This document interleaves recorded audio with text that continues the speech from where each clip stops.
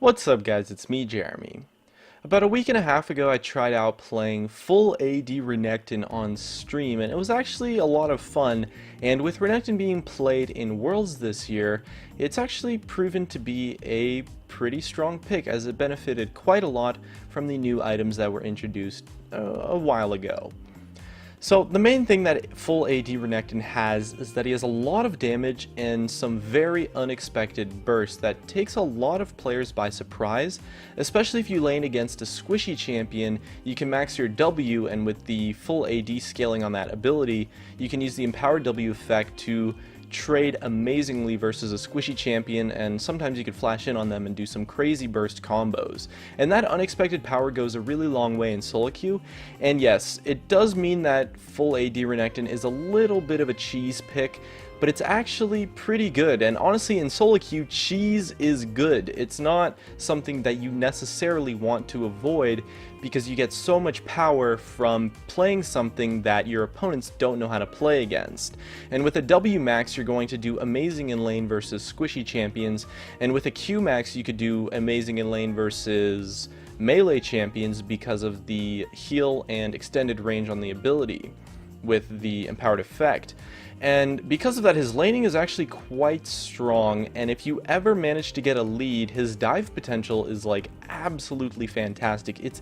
Honestly, it's insane because his ultimate makes his tower diving just so fantastic when comboed with his burst damage when you're building full AD on him.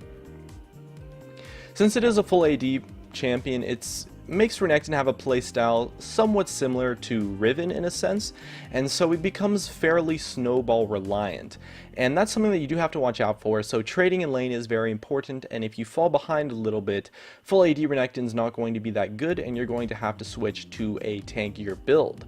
But you can start out the game with this full AD option, and you can transition into it when you start to pick up a small lead in lane. And because of his gap closers and crowd control, ganking for a Renekton lane is quite easy. So there's a lot of ways that you can find advantages, especially because of his gap closers and his targeted stun. His roams are pretty good too. So you can definitely find advantages in other areas other than 1v1 fights if you happen to not really get the best matchup. But I do think his laning is a little bit matchup reliant.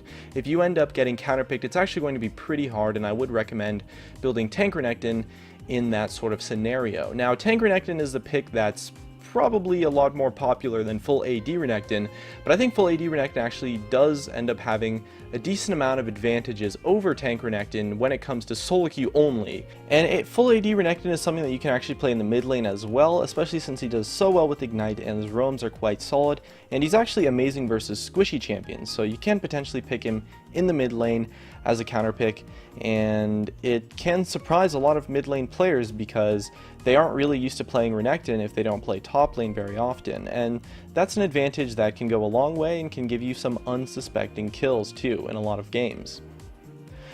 Now, the downsides of full AD Renekton is that, of course, you're not building tank and you're going to be a lot squishier. Now, I expected full AD Renekton to be pretty terrible in teamfights actually because of that.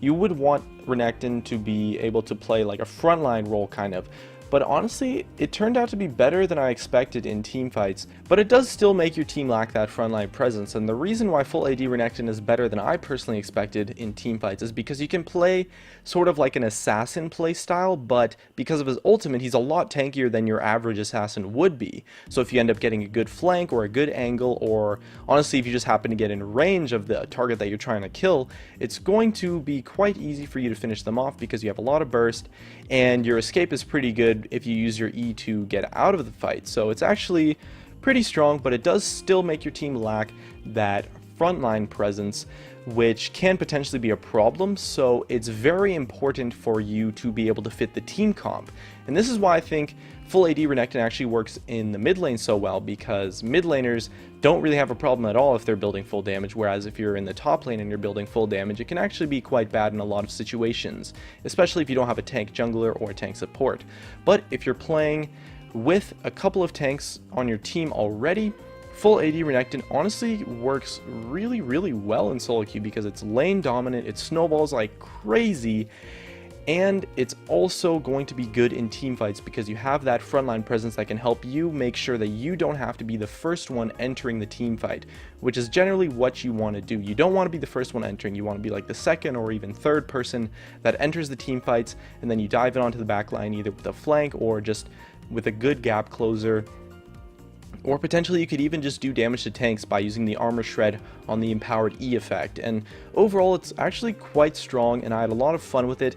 It is a little bit high risk because if you don't really start snowballing you can have a little bit of problems. And definitely if you're falling behind it can be very difficult to play because building damage is never something you really want to do on a champion like Renekton when you're behind. So if you're behind, build tank, but you can go into the game with this playstyle in mind, and honestly I would consider it to be a strong option in solo queue. And if you start snowballing you just carry like crazy hard. It's really powerful, and it's also a very fun option. Like I had a lot of fun with it playing somewhat of a different playstyle to what you would play normally on Renekton, and so it was pretty interesting for me. I played it for about 5 or 6 games. It was pretty cool to see how good or how bad it was and how different it was to the normal tank Renekton playstyle.